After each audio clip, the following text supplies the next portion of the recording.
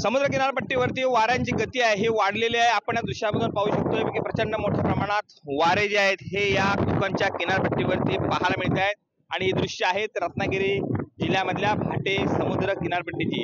आपण या दृश्यामधून पाहू शकतो की समुद्र कशा पद्धतीने खवळलेला आहे, मोठ्या लाटा आहेत या इथे धडकत आहेत। अमावास्या असली की मोठं उधाण हे समुद्राला असतं आणि हे या दृश्यामध्ये आपण पाहू शकतोय।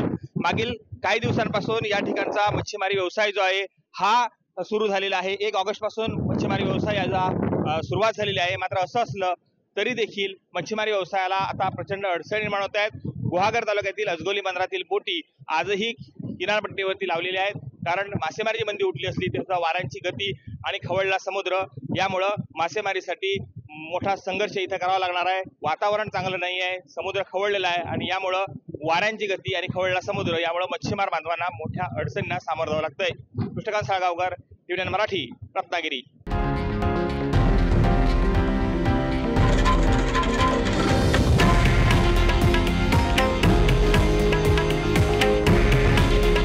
हे आहे देशातील नंबर 1 न्यूज नेटवर्क आणि आपण पाहत आहात TV9 मराठी। काळजी तुमची, हित महाराष्ट्राचं।